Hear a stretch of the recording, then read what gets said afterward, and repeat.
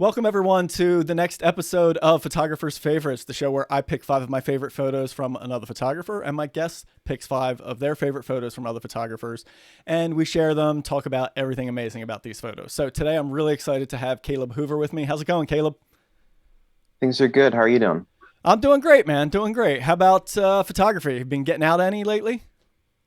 Not as much as I'd like, but I've been able to venture to some local woods patches for some off-season screech bard and Chuckles widow. Just Nice. hoping for them, praying Yeah. for the chucks. Yeah. Have you found any at all? So I started the hunt around the springtime when they were nesting because I figured Yeah. they're calling early in the morning. Okay. Just maybe they'll be sitting on a nest, but Yeah. I heard one at this park that I was at this morning. Yeah. And I mean, I heard one like Tennessee a couple weeks ago, but I have not gotten a glimpse of a feather on one. Wow. So I'm still pushing it. I'm trying. Yeah, yeah, They yeah. all I get an mean, you off can't give season. up, right? Yeah, the off season ones are skittish, but they're Yeah. fun. Cool, man. Nice. Yeah. I mean, when you do find one, at least last year you found one and you kind of were able to spend a little bit of time, right? Repeat that bird a little bit, if I'm not mistaken. Yeah, I was shooting that like the week that we recorded the time was on your um wild photo chat. So Yeah. it was fresh in my mind then. Yeah. Yeah. Yeah. Yeah, that was Nice, a man. ball. Yeah. I'd love to redo that. You killed it with that. I wonder if that's going to be one of those experiences where you had like a really good experience and it's going to take years to recreate that now. You know what I mean? Yeah, I hope not it's for your sake, but I've totally had that happen, you know? I mean, I found it like I probably went a total of like maybe 10 times. I found it 4 of the times in the same spot. I don't know where it went, why I never found it those times. Yeah. But when I found it, it was like dead obvious. Like one morning, I walked out into this. It's like this patch of woods surrounded by some dog walking trails, but Hmm. dense palm tree, dense palmetto. I walk in and the thing comes flying straight at me and lands on a palm tree. I got my camera in Really? my backpack and I'm just looking at this thing like, what's wrong with you? Go back, restart that in a minute. Yeah. Yeah. I'll be ready. But Yes, yeah, exactly. That's funny, man. it That's was funny. fun. Just scrolling through your feed here real quick, dude. Love that image, man. Absolutely love that. That blue and the deep and the black textures and the branches and all that. Well done. Thanks. Yeah, they so many buntings in Tennessee. Oh my Yeah. gosh. Just indigos everywhere. I mean, the amount of orchard orioles too. I mean, Nice. ridiculous. Great passerine stuff we don't get here. Yeah, that's the best part of travel sometimes, right? You can struggle to work with a bird. I've done that so many times, right? I'm like, oh, I'm really trying to get this bird locally, and maybe you catch glimpses of it, maybe get a shot, and then all of a sudden I'll travel, north, like 4 or 5 states, and they're just everywhere, and you're just like, what? It's like, That's oh, exactly okay, right. I have to actually go into where they live instead of like the fringes where I live. So Yeah. yeah, Like that's funny. you're kind of like wasting your time, it feels like. Exactly. Like, Yeah.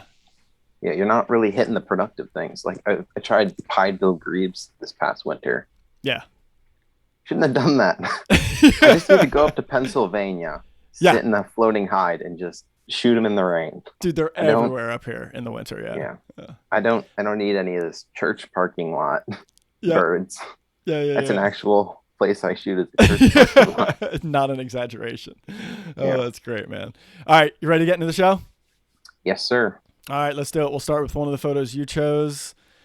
This is an interesting shot, man. Talk about like a juxtaposition of, tree and shade, tree and sun. Got a lot going on there. This is one of those shots that tells the story of the camouflage of these owls. Like that's the message I get out of this photo. And I love that the one tree is completely out of the sun and the background tree is totally in it. And it's pretty cool that it takes you a little while to actually find the owl, like tucked right into that hole right there.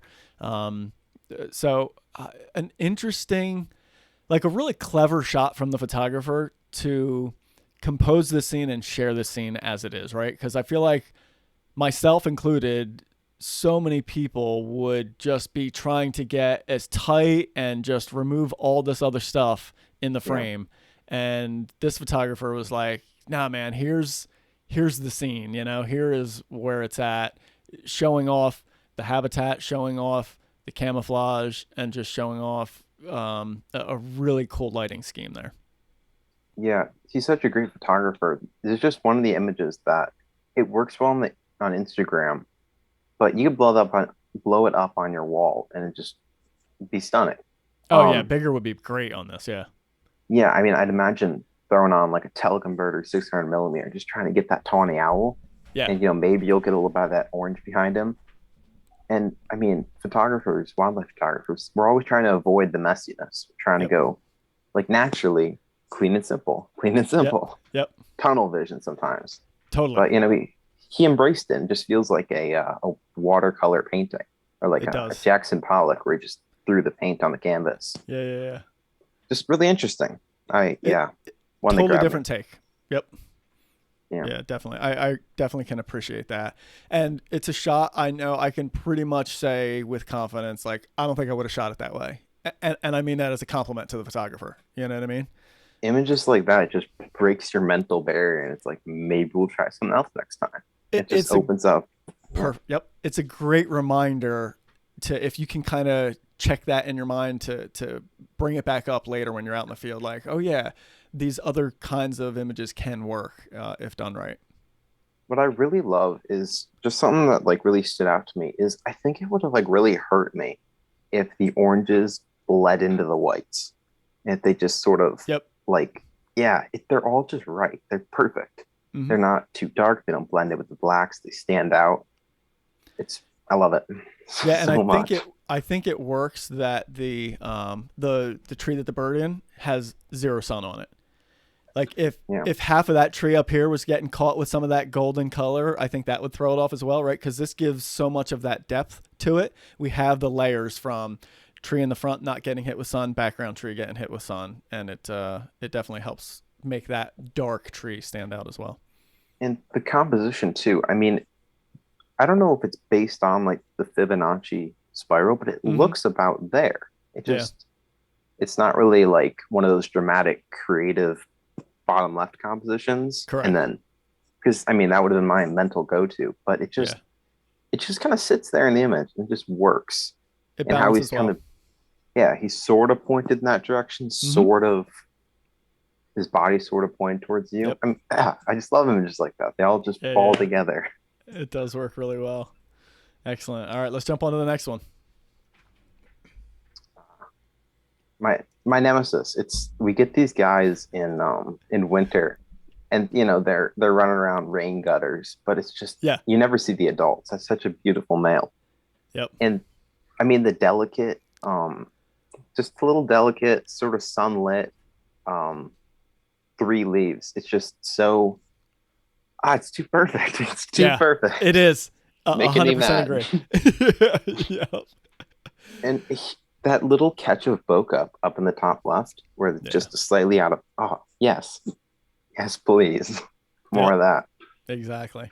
I'm looking at the bottom of the picture. Yeah, it doesn't look like the tail's cut off or anything. Like coming out, it just works. No. Yeah. No. It's just hidden behind that branch. Yep. Yep. Yeah. It's funny you mentioned those three leaves because to me that's what makes this shot. Right.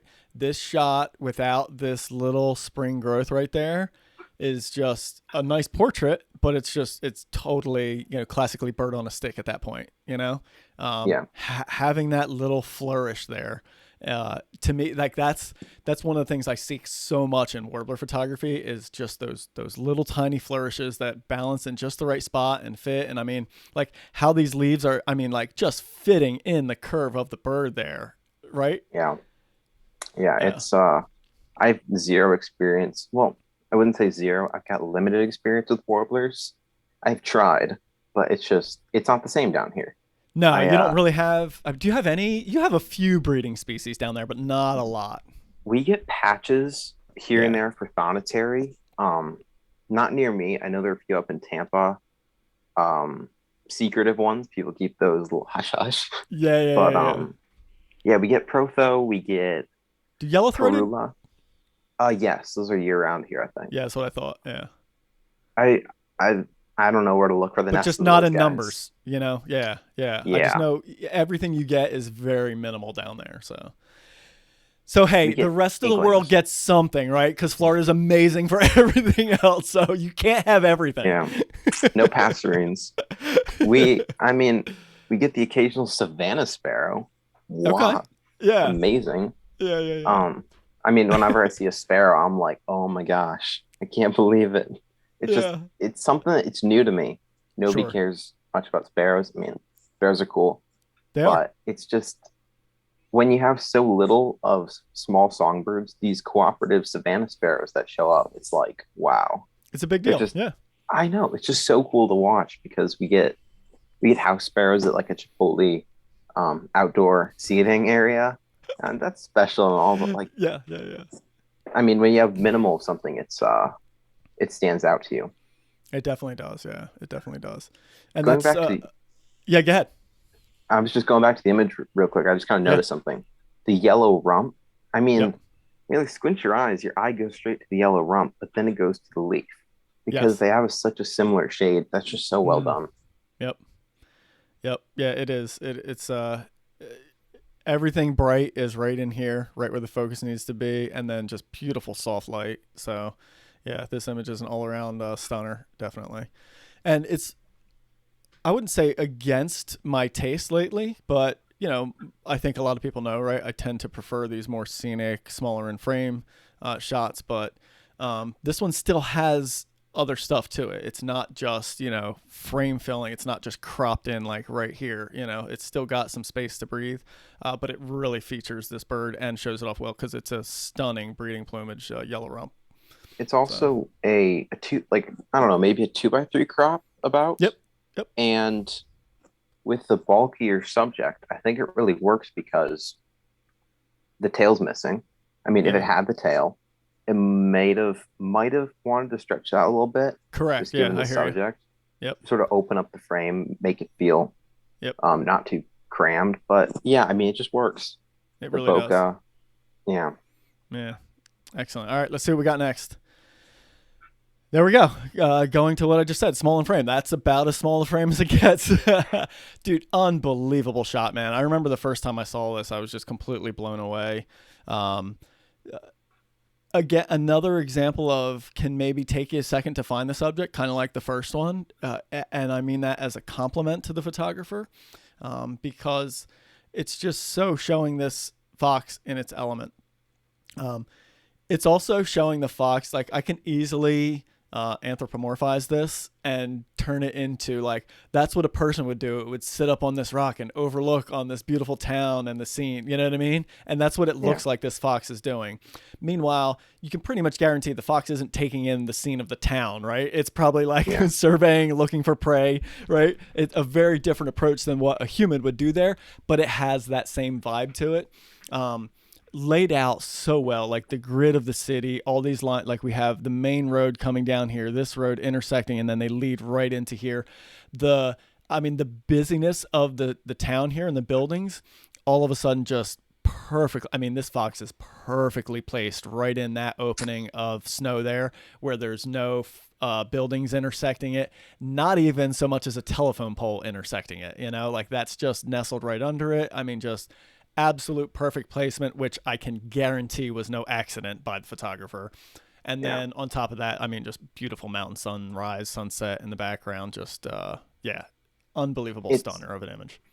it's such a busy image when you really break it down, but it Oh, all yeah. like once you just sort of well, the snow helps a lot because it sits on Yes. the roofs of the house and sort of blends it Yeah. all. I mean, I doubt the fox was there for like 20 minutes. It was probably just there for a Yeah. couple minutes, Yep. maybe 20 seconds. Yeah. Um, yeah, and how you mentioned the roads, it's such a subtle detail, but they seem just to be somewhat recently plowed and just Yep. there's one come from the top left, zing, Yep. right up to him. I know.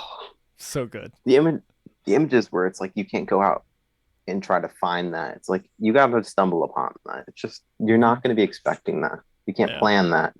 It's too good. Yeah. Yeah. It is, man. It really is. It's a great connection of wildlife and human connection as well, right? Yeah, Just this, you can almost kind of portray a story of this fox looking on in a scene that hundreds of years ago was probably nothing but wilderness right there, and now it's just completely and utterly developed up like that. So there's that story of in this photo as well. Yeah. And I'm just trying to imagine it from his perspective coming upon this fox. I mean, as a bird photographer, seeing like a building or something, it's like I'm gonna shoot away from that. Yep. Like just try to point in the opposite direction Yeah, if yeah, yeah. possible. You don't want that messing you up. But he obviously was not doing a telephoto here. Correct. Yeah. Yeah, and he just kind of embraced it. And he didn't go for a tight headshot, didn't go shooting artistic with the tail. Yeah, that's a pro level shot. In the Yeah, sky, definitely. that light, how it's barely hitting the mountain. So nice. Yeah, flawless. Yeah, it That's a is. wall Yeah. hanger. Oh, no doubt, man. Yeah. Yeah, it's such a well done image, which is no surprise coming from that photographer. So Yeah. nicely chosen, Caleb. Oh yeah, she's been putting out some pretty he Insane, right? yeah. I'm yeah. Some incredible stuff. It's wherever that spot is, just it has no horizon. It Yeah. just blends into the Great Salt sky. Lake, man. Yep. Yeah. Incredible. I'm trying to think. That's in Utah, right? Yes. I always like in my mind, I looked at this and I'm like, it looks like maybe it's pointing out from like a bay, perhaps, just Mm-hmm. sort of shooting. But I Yeah. mean, that's so much cooler. Yeah. And how it kind of goes from a pink to sort of a richer purple with Yes. intermittent pale, like yellowish, Mm-hmm. I don't know, just a pale color. Yeah. It and none of their heads are intersecting with anything else. It I just know. looks like a Congo line with all just attached. Yep. I wonder, it looks like it's vertically centered, I think. I would say so. Yeah. Yep. Yeah. And another example where it's not going for the artistic far to the side wide crop. It's very reasonable Yep. aspect ratio, but yeah, very nice composition. Even though it's sort of centered a little bit, the front duck, it works. And I try to avoid centering, but I seeing this, I'm thinking about trying a little more, Yeah. trying a little bit, Yeah. I think breaking there's times composition. when it fits just right. Yeah. Yeah, definitely. To me, that vertical centering is a real smart move from the photographer because of the vertical symmetry. That reflection so generally clean, and we have the same pattern up top as we do, in the reflection. And so that vertical center, I think, makes a lot of sense here in that one. And just, I mean, the ducks lined up like that. I mean, come on. So, full disclosure, Marianne is one of my students, my mentorship students. So I get to see a lot of these photos. She sends a handful of these every month for me to just get feedback on. And she has a few that have the ducks kind of in different places and everything. And when I saw this one, I was like, oh yeah, you win right here. This is it. Like that lineup could not get any better. Not a single duck is like turning its head the wrong way or nothing, and they're together. So I love that the bodies are intersecting, but the heads aren't. So there's a connection between them, but we can see everyone's individual head, so we're not losing that shape there. And yeah, I mean, just those. What a place to shoot! It looks like such a magical place, doesn't it? Yeah. Another thing that sort of hits me, it's not something the photographer can really necessarily control, but it just works. It just works well in this spot is the Mm-hmm. clouds. The Yeah. darkest ones, you got the top and bottom reflection on the far right, and then you Oh got yeah, the these. two Yep. high ones, Yep. the one that extends and the one above it, and sort of the way they all play together, they sort of come in the middle Mm-hmm. with the ducks. If you really break it apart. Yeah. Yeah. Incredible sky, incredible colors, and yeah, definitely a place I'd love to shoot. Yeah, lovely stuff. Nice, dude. We went scenic on this one here for sure. Studebaker, such a great eye, man. Such a great eye. Such a thoughtful photographer. I've had the pleasure of talking to him a few times, just about how he thinks, and I just so creative. Definitely a creative shot. I love the sense of motion in two ways here. The puffin flying across there, which stands out perfectly in this bottom left third. And then the motion of the waves kind of rolling out off the rocks. You can see that surge going back into the ocean from the cliffside here, and I mean, just such a rugged terrain. It shows that off flawlessly, and a perspective that we don't get to see very often from above birds, like looking down on top of them, right? We get to see underneath all the time. Yeah. Getting to see overhead, a lot less common. So, yeah, such a great image. And every rock that's there almost has, especially these along the bottom, they almost have kind of like a horizontal line to them, right? So they're either Yeah. round or horizontal lines. Uh, then that helps make the bird stand out because now we have the dominant line on that bird is more vertical. So to me, that helps make it stand out. Whereas if it was flying like towards you, it would be dominantly horizontal again, and I feel like it would Yeah. almost kind of be easier mistaken as a rock. So that little touch is really nice to me. Yeah. I was just thinking the way that the water is sort of coming up around the rocks as Yes. it's pulling out for a wave. It's I mean, they live in such a harsh environment on Yeah. cliffs. If they fell, if their babies fell, I Yep. mean, possibly instant death. Yeah. It's I mean, just shorebirds, seabirds, and in an entirety, the drama of their habitat. It's not just sandy beaches sometimes. Yeah. It's a nice change of pace. Definitely. One other thing is I mean, it's something I normally wouldn't do in my mind. Like as I'm shooting it, I would say I don't want to cut off any rocks. I want the image to feel like it's all together. Mm-hmm. Your eye's not going to want to go down around. I want your eye to stay in. Like everything you need to see is here. But he Yeah. cut off just a few in the bottom, but looking at it, I think it works because this is probably an expansive scene. Yeah. It probably extends out, and it's just one little bird. So even though it seems expansive, just the frame, it's even more expansive in person. It's another wall hanger, in my opinion. Oh, no doubt. Definitely. Yeah. And then I really like the overall bottom half is more white, top half starts getting into the darker water, so there's like an overall kind of split there going on with the density of the photo. So that really helps, and eyes being attracted to the lighter area helps keep me kind of anchored down where that bird is flying by there like that. So this is a cool shot without the bird, and then adding that Yeah, bird in, it just makes it so much cooler. that's the rule I try to follow with any wide angle or mid range stuff I do. If I Yeah. can, I mean, I'm not the best at it, but if I can make an image that in itself is visually appealing without the bird and just put the bird in there, it's like next Yep. level. Yep. Yeah, it's a concept that I've had to be really conscious about lately as I've started venturing into that wide angle stuff. Is you basically have to treat it like a landscape photographer first, and then put your wildlife photographer hat on and add your Yeah. subject at that point. Because if you concentrate, for me, I was concentrating in the beginning so much on the subject, and like the rest of the scene was a little bit secondary, and it just for me anyway, it does not work that way. It falls Yeah. apart every time, it It's seems. really a melding of styles when you Yeah. think about it. Yeah. There's I sort of break I mean, you should never really um stereotype certain types of images, but I like to break apart wide angles into two sort of sections. You got your more scenic, and then you got like your subject in focus. Like the ones Hmm. where there's one coming up, one that I picked, just where your Okay. subject is much larger in frame, Yep. and it's more about the subject and where it's at.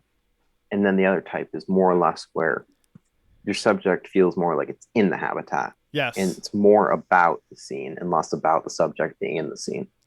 It's a hierarchy, right? It's Yeah. subject, landscape, or landscape subject. Yeah. Yeah, One thing I always totally takes agree with you. priority. Yep. Yep. No, I very much agree with you. It tells somewhat of a different story. Yeah, I come that's really back cool. to I come back to Matthew's more artistic account. He's got his bird tours. I really love Yes.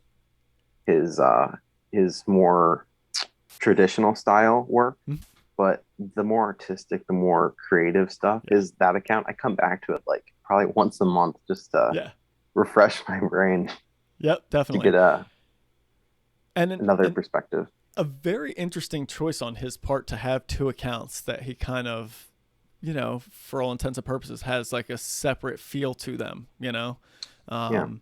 And not something I don't think I ever would have thought to do, but definitely works because they can be, back to back, they can be a little jarring, right? If you have like this beautiful close up bird portrait and then boom, something like this, and then back to a close up, like they're so vastly different.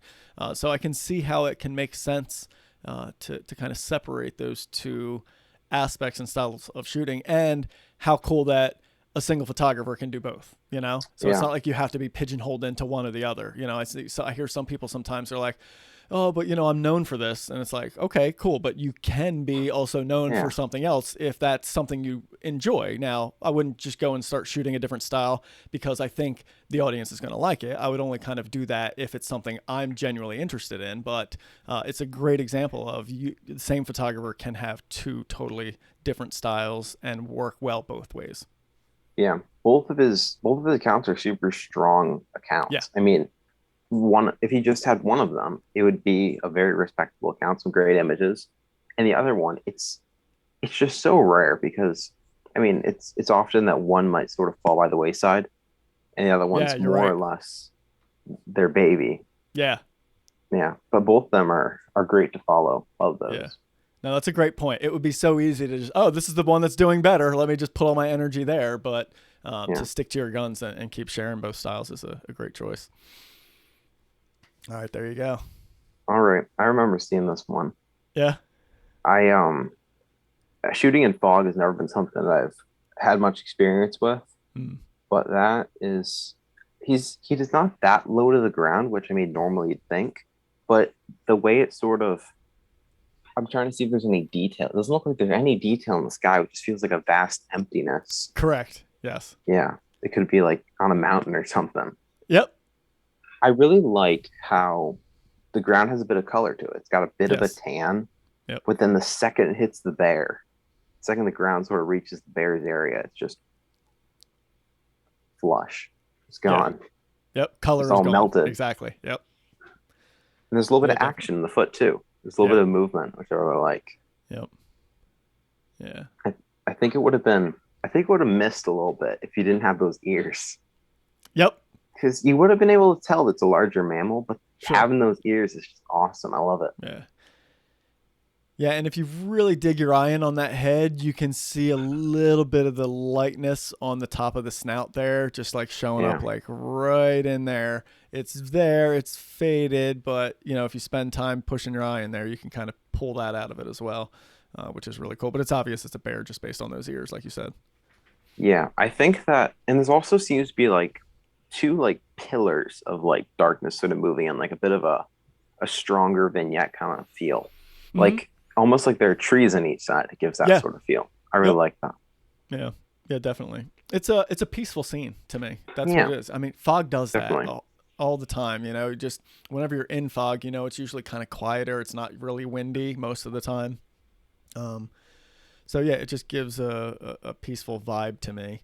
And I like that. I mean, I'm pretty sure, I don't know if it says in the caption, but I mean, it looks like it's on a road, like a dirt road. Yeah. So I think it's just a cool use of like, look, you can make a beautiful photo on a dirt road. Like it can be done. Usually I would shy away from, I'm like, oh, come on, wait for it to get into the more natural Yeah. habitat. You know what I mean? But the Yeah. road helps this, right? We got leading lines from it. There's that color you talked about. I think it really helps it. And such a good job to just leave all this space up there, right? Don't, I mean, how easy to just kind of like, want to be like, oh, there's my image right there. You know what I mean? But Yeah. like that's not what it needs to be all the time. It seems like he's centered vertically. We've been talking a lot about centering. He's centered vertically the bear's head, and the rest just sort of like it feels like it curls up to him, Yeah. curls up to the center, and then he's locked in. Yep. And I really like that about it because it just yeah. The Yeah. whole image just works really well. Very soft colors. Yes. Yeah. Yeah, it definitely does. Great tones on that one. This is the other wide you were talking about, right? This is a Yeah. bird and its habitat, not the bird in its habitat. Even though that is there, right? This is the bird Yeah. in its habitat, but the dominant story is the bird then its habitat. Um, Chris, an amazing photographer, just ridiculous. Love I mean, this to me is like such a moody image, man. These albatross are such a gorgeous bird too. Gotta love the eye line on there. I also like this entire image tonally is majority of it is cooler tones. Got the cool blue water, the cool grayish blue sky and clouds, the cool bluish purple feet, and then all of a sudden this pop of orange on that bill that just slams you right into the head of that bird, you know? Yeah. Absolutely no choice. And then the chaos of the colony in the background, both with the coastline and just specks of birds everywhere, and this bird diving in over the top, and this one's soaring back there. Meanwhile, this one's just chilling there, relaxed on the nest. Such a great image. I love having the grasses come up in the foreground here, kind of framing it in. And I mean, again, just a beautiful scene on its own. And then having that bird foreground and dominant in there is just incredible. So Yeah, it's great all around. there's so much to say about this image. Yeah. It's I've always thought that shooting these super tame, I mean, puffins that walk up to the photographer, you got the albatross that just sort of chill there. I mean, if I were a bird the size of a large dog, I mean, I would Yeah. be kind of fine with people around too. But Yeah. it I've always thought that shooting those with a wide angle or a mid range is the ultimate test of a photographer. Because I mean, shooting skittish birds all the time, you get what they give you. Yep. And with stuff like that, I find that the tamer birds are that's where you learn. And Yeah. then you can apply those skills and just be second nature. It One thing that I mean, I'm always concerned about blowing highlights, but it seems like the albatross just rests right below. There still seems to be some detail in it, Oh yeah. but it just rests right on the border of overexposed, but I think Yep. adds drama to it. Yes. Yeah, it's the brightest thing in the image. No doubt. Yeah. It really is. It Compositionally, I think he really nailed it. Yeah. He didn't, he sort of kept the cliff line. If you've seen the sort of the way back right, Right there's there. that little, yeah, Yeah.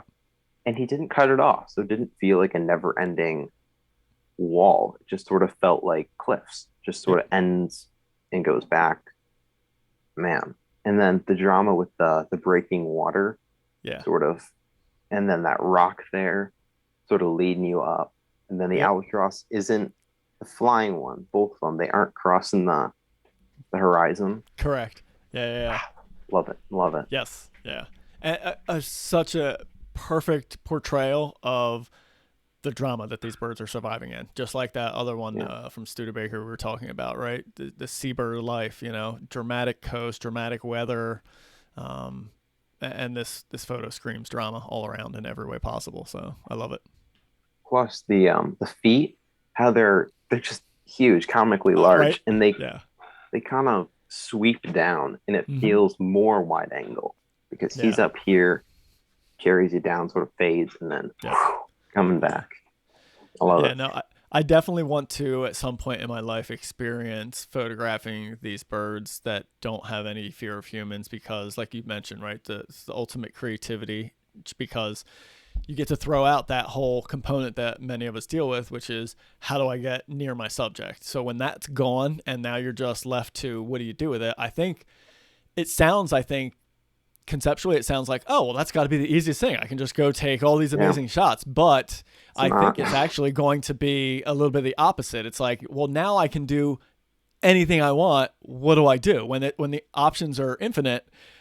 What do you do at that point? So you're given with you have to break it down and make these choices versus your subject making a lot of them for you, like you said, where Yeah, you get what you get. yeah. And a lot of times when I mean you're chasing like a warbler or I was Chuckles Widow, and they Yeah. land on a certain spot, it's like you don't have time to move around. Yep. It'll move. That's your shot.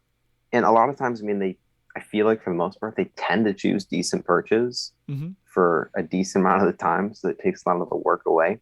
Yeah. But I mean, more many times, and I've walked into a scene, and Florida is known for the egrets that feed from the fishermen. Yeah. More often than not, I've walked off into a jetty or by a beach, and I'm just sitting there like, I don't know what I'm gonna do right now. Yeah. It's yeah, it just sort of, I don't know. You lose your. There's so many things you could do, Gotcha. but none of them really necessarily stand out, and it Mm-hmm. just Yeah. you just feel, I don't know. You It's got an no idea. overwhelming amount of options, right? So where do you go Yeah, from there? Yeah. Yep. I think that's really the ultimate test is Yeah. I shooting agree. those birds. I agree. Yeah. Plus, it just seems fun. Yeah. All right. We're venturing to the continent of Africa. Yes. We're, man, I just love these scenes with the moody skies, yeah, on the savannah. The I love the way he approaches the sort of savannah photography. I Mm-hmm. mean, a lot of it tends to look the same, if I'm going to be honest. It's Mm-hmm. just Oh yeah. there's a line, it's looking at you. Cool. Yeah. Well, think about it, It's right? You're limited. You're stuck in these vehicles, right? There's only yeah, so much you can do. So a lot of it is going to tend to look the same. I agree. yeah. What's pretty cool about this is I haven't seen this one for I think I saw it when it came when he first posted it, but I haven't like got a good look at it Yeah. since. I think it's in my bookmark section. It There's just that little cloud that sort of just barely intersects his horns, Yep. and that looks great. I mean, Yeah. that's just flawless. And I mean, the way they all sort of look like telephone poles out I there. know. Yeah. It's kind of funny how the three are sort of intersecting and looking out past each other. Right in there. Yep. And that one's just a head peeking out. Yeah, totally. He's like It's the such timid one back there, like, maybe I'll look. Yeah. The three sort of balance out the six over on the left side Mhm. because they're more of I don't know, a more dominant element in Yeah. the frame, and they're all kind of scattered. So that really works. Yeah. Yep. The blue mountains in the background, flawless. Yeah. Yeah. The color scheme is nice on this image, definitely. And yeah, I think if there were less of the giraffes in the image, it wouldn't be as powerful. I love the number of them and how there's the layering there. So, obviously the massive dominant one in the foreground standing up way above the rest, but then, whoops, hit the wrong button. Next one back, kind of on the same layer. Then they get further, further, further. And then you get back to trees and you're like, are they? And okay, those are trees, Yeah. but they just keep getting smaller and smaller as they kind of recede into the background there. And I just love the depth that it gives that shot. But they're all facing this way, interested in what's happening there. So there's definitely a connection with every one of them. Yeah, the stormy sky with the sort of intermittent white spots. I mean, how cool. I've Yeah. been really enjoying that because I mean summer in Florida, it's raining every day at Yeah. Yeah. 3:15. Yep. Uh, Yeah. if it's at 3:16, it's like where is it? Yeah. Yeah. Um yeah, so I've gotten to observe a little bit of that. Haven't gotten any good shots in it, but I've sort of had an appreciation for it lately. Sure. It's I mean, you don't necessarily want to go out in that light. It's what am I gonna get? Nothing. Yeah. Nothing much. But if you can get a wide angle, it's worth it because Yeah. the drama it adds. There's Oh, no no doubt. direct light. Yeah. It's Yep. just brilliantly processed too. Yep. Yep. It's a really good mix there. All right. Let's see what we got next. Nice, dude. It's funny, man. I was just as I was getting this ready, I was like, "Oh, cool." I remember seeing the shot, and at first glance, when I just opened the photo up before we started recording, I was like, "Oh, great, this one little owl there." And I just happened to read the comment, and I read the word bookend, and I was like, "What? Oh, yeah, okay, second bird." So it's great how it took me a moment to even realize there was a second bird there. Flawlessly placed here. Incredible composition. What a grid. We got the dark line, the dark line, the dark horizontal, dark horizontal. So it's basically just like built-in third grids naturally overlaid into the image almost. I mean, give or take. I'm sure they're not perfect, but that crop grid that shows up in my Lightroom all the time when I'm cropping is basically permanently in this image, which is so neat. And so I love how each one is just in the dark spot there, so it doesn't blend into the heavily textured rock. the heavily textured rock is gorgeous as well. And then I love just the one green bush down here, kind of anchoring that bottom left corner.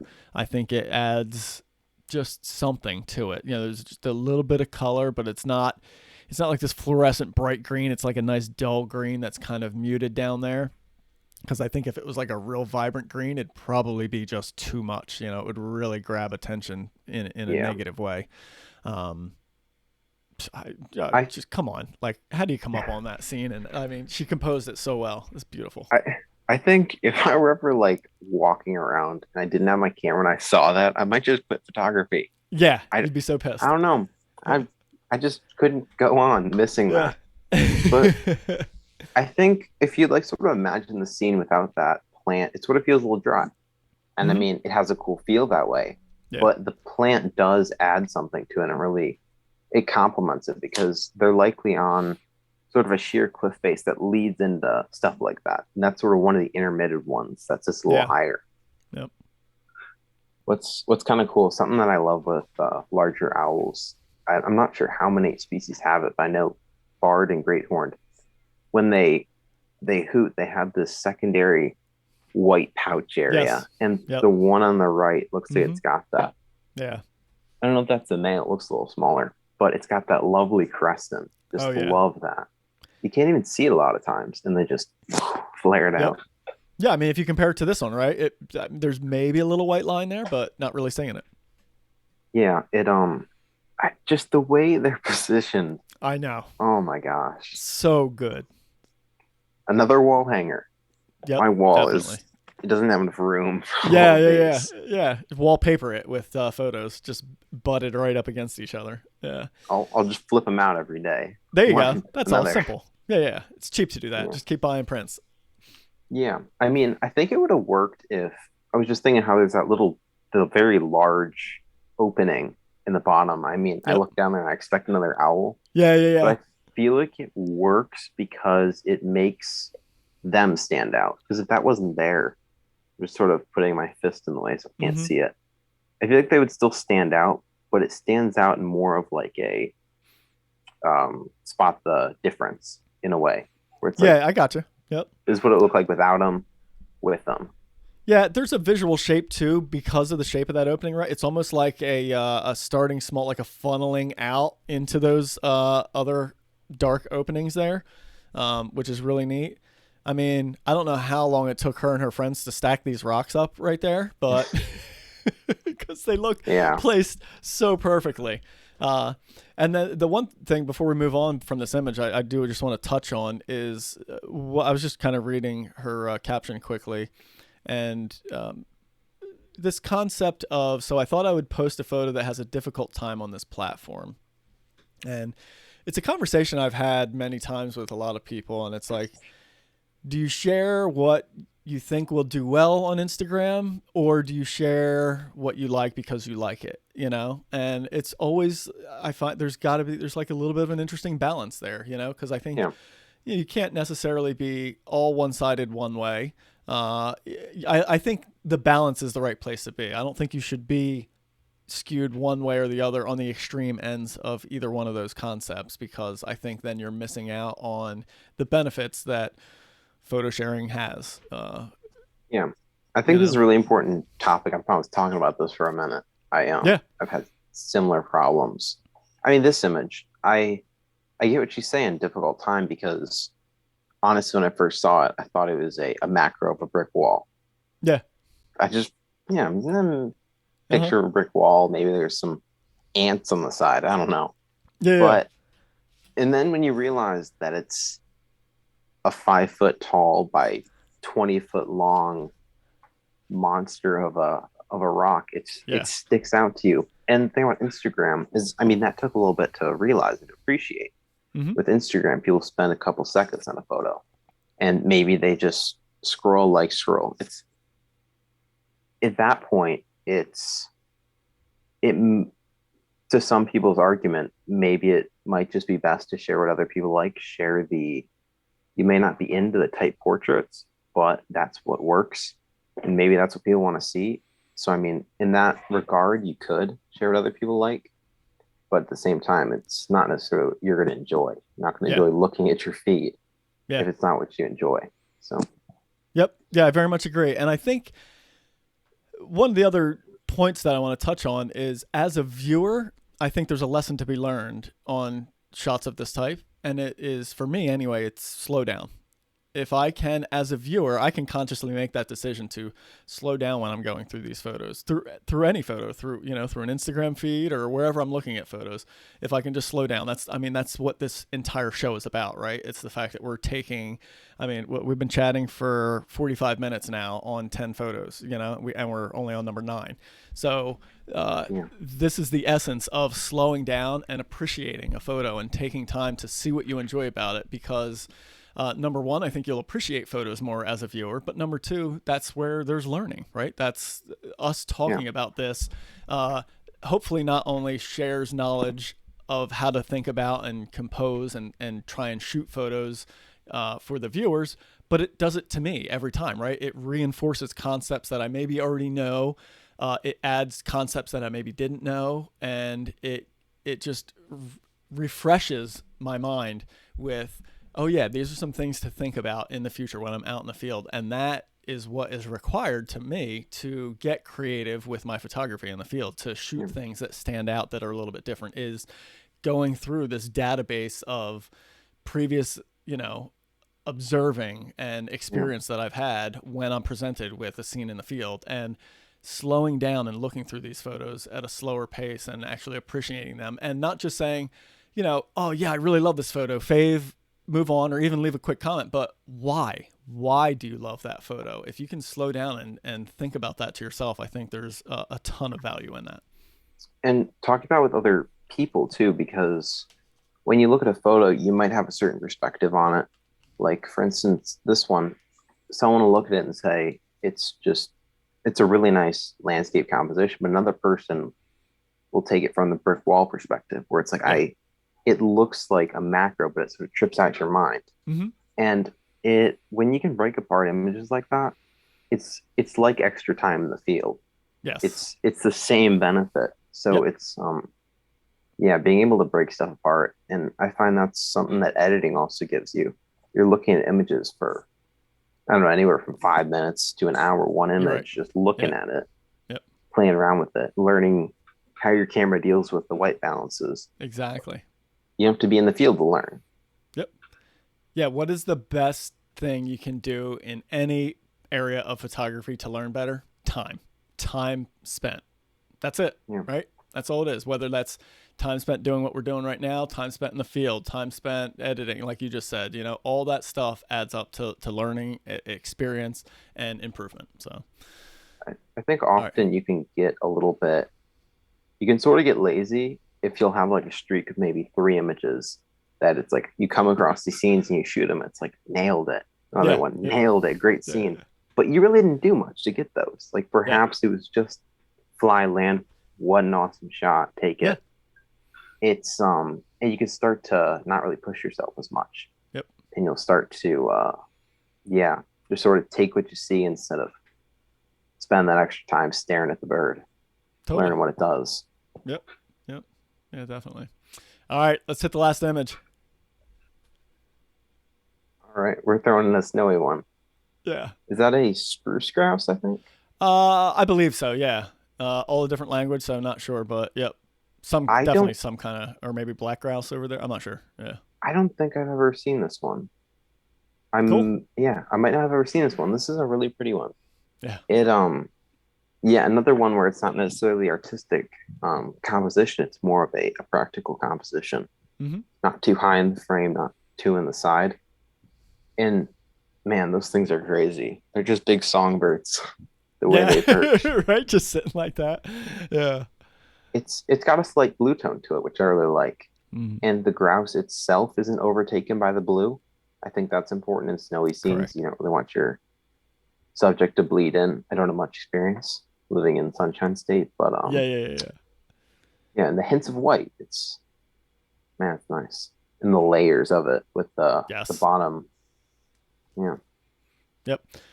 Yeah, to me that splash of red that like the red eyebrow is it, like just this one little hash of just neon red standing out right at the bird's eye. No other color in the scene other than blues, super muted greens and browns. uh that is what's really cool. I love how this frosty branch is like, hey, look here. It's just pointing right to the bird's head, Yeah. which is nice. And the use of foreground is another thing that gives it more of a soft, kind of almost dreamy feeling there. Just having these foreground branches or trees or whatever he was shooting through there, it also helps to give some really cool, interesting texture in the background there. So I think having that foreground is really what gives this photo its look that appeals to me versus just a clean out wide open shot, you know. So I Yeah. love when photographers use foreground just right like that. I know for a fact that some photographers would, I mean, I'm not saying this is necessarily right or wrong, but they would take this image, bring it home, throw it up in there and Photoshop. And the first thing they do is clone out that branch up in the Yeah, top left. yeah, But if you break it down, of course, Instagram might not necessarily be super fond of it just because it might distract from the subject a little bit. mm, But if you really break it down, it works. It has a purpose, and I really think yes, that finding the benefit in things that you might not necessarily at first glance be super fond of, I think that's really important because I mean you can't grow if you just say it's a bad image. Don't like that. Nah, don't like it. Bad image. I yeah, yeah, think yeah. you have to find something good in every image, and then or else you're wasting your time. You're Yep. not ever going to grow or enjoy what you do. That's a good concept. I like that. Yeah. I know we've been on a group chat you and I are a part of. There's been some conversation about, skewing towards removing less from photos, just embracing the natural a little bit more within Yeah. reason. You know, obviously, certainly there are times where things are just flat out distracting. So, uh, I'm I'm as guilty as anybody else of removing what I find to be distracting. But I also find myself being more conscious of I don't. It doesn't need to be this perfectly clean image with nothing in it. Like it doesn't need to be Yeah. sterile. You know, it's nature, it's wildlife. Like that's what it's like out there. So Yeah. if it can all work together visually pleasing, that's a good thing. Um, I think There we are can enough overanalyze sometimes. Yeah. There are enough images out there that are just perfect. Everything about them is just Yeah. perfect. And it's Yep. like it's great and all. It's nice. It's everything seems natural enough, but the extra element of confusion and sort of randomness, it does add something to it. And I think you sort of need to know where to place it and just do what Yes. you like. Yeah. I mean, it can't hurt to clone it out. If you don't like it, get rid of it. Or just Yeah. save both side by side, show them Yep. to some people, see what they think. Hmm. Just try both and everything. Yeah, definitely. Yeah, and I think just one of the words we've mentioned a few times on this episode is balance of different concepts, right? And I think there is a balance there of cleanliness in an image and a little bit of almost chaos, right? Or just more natural looking images with more stuff happening in them.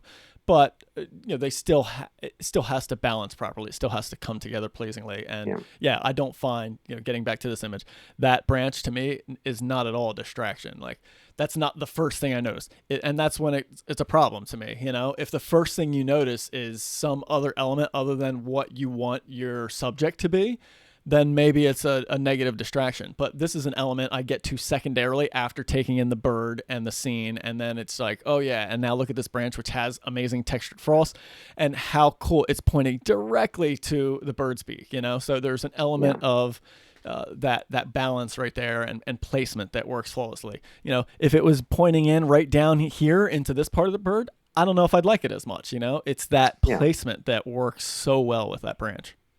Yeah. It's plus something that I mean I sort of overlooked it at first glance, but like I'm really appreciating now is the black breast patch. I mean, Yes. Yep. that is like an eye on the bird.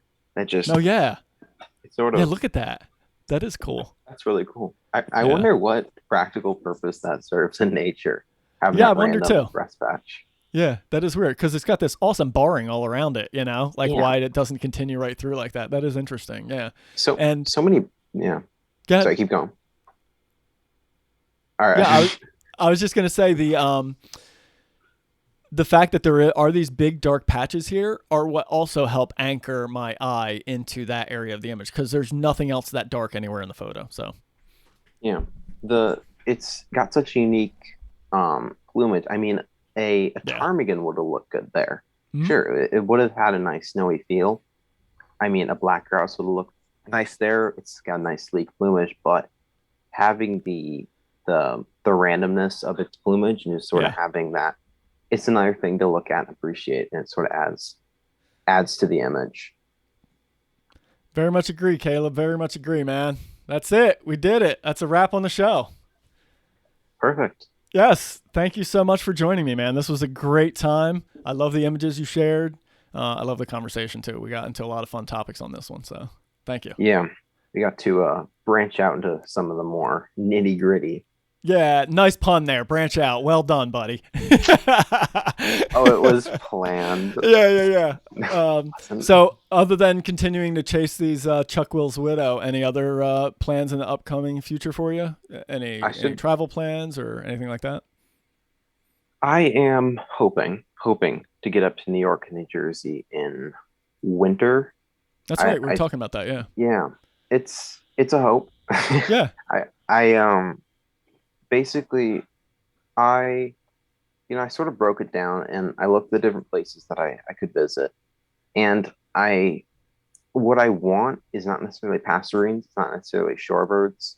They're all great, but I want to sort of get out in a colder environment and shoot birds that are sort of surviving in that. And Gotcha. the winter, it's got such a nice feel. It's completely different from what I got here. Oh yeah. Yeah. I'm dying for some harlequins on the Barneygate Jetty or wherever else I Yeah, can find man. them. It's a good place. That's like Yeah. the place for them. So yeah. Have you ever seen a Harley in person? No, never. It's pretty cool the first time you see them. It's like, wow. It really is. The duck game here is not necessarily it's not top notch, I wouldn't say. It's not the worst, but I would agree it's not top Yeah. notch. Yeah. We get tons of blue-winged teals. I mean, they can just go And they're home. gorgeous. They are. And there's so many of them Yeah. down here, Yeah. flocks of hundreds Yeah. in these marsh areas. We had a cinnamon teal a couple years ago. Nice. I That's a bird right there. Yeah. That was it was an eRid listing, and I was not really intended to get any photos of it. I mean, it's out in the marsh, but I was just sort of walking around and I see this thing come flying in. I'm like, what other bird is doused in cinnamon like that? Yeah. It looks like it just took a bath in like red paint. Yeah. Yep. Just flying in, and I'm like, beautiful color. Yeah, that was something special. But nice. Yeah, I want Brant too. They look pretty cool. They are. Yep. I don't know how photogenic they're gonna be. I mean, it's a goose. Oh, they can be. Yeah. Really? Yeah. I'll give you a spot. If you come up here, I got a spot. I got like the Brant spot that you will absolutely love. Yeah. Nice. It's a really cool spot. They look a bit of like a stockier goose, if you know what I'm saying. Yep. They are. Yep, definitely. And they're compact pattern. too. Yeah, exactly. When you see them, you're like, oh, they're smaller than I think. Compact birds are the best. They're just so photogenic. Yes. Cranes and stuff. You really gotta push your composition. You do. Got to have a lot of good space in them. So no doubt. Well, cool, man. I hope you, if you do make it up here, hopefully we can connect, get out and do some shooting, man. That'd be a lot of fun. Yeah, I gotta beef up my winter wardrobe a little bit. Okay. Yes, you would. Yep. I've got like a swimsuit and an athletic shirt and a couple of pairs of flip flops. I might need a little something more. Maybe, yeah. Although we get these warm spells up here, so maybe you'll get lucky. But yeah, in general, you'll need something a little bit more. But it's not. This area isn't like insane. Like if you go really north, then then you need some serious stuff. But this area is tolerable with just some moderate, good winter clothing. So not too bad. Looking forward to I'm hoping for short-eared owls. Everyone in the world who has short-eared owls, I feel like they all shoot them. It's like there's so many photos of short-eared owls that are great. Yeah. Even despite the oversaturation, there's some great ones. I want to give it a go. Yeah, you want to put your spin on it. No, totally. Yeah. I get it, man. Yeah. I still want to see them. Get it. Yeah, definitely. And yeah. Of course, I'm gonna pray to the heavens for a snowy owl. Yep. It's a fool's all hope. of these, they're all possible up here. So possible. Exactly. That's all you need, right? Yeah. So I'm hoping to have some fun. Maybe ski while I'm up there. Spend a Okay, day cool. doing that. Cool, man. So that should be fun. Yeah. Sounds good, dude. All right. Well, thank you so much, man. I look forward to seeing what you keep putting out down there. And yeah, if you get up here, hopefully we can connect soon. All right, man. Yeah. All right. See you later. All right. Thanks. Take it easy. Thank you so much, everybody, for watching. Appreciate you guys taking the time to do so. Please do me a favor. Help share these episodes out with your friends and fellow photographers. And I'll see you guys next Saturday.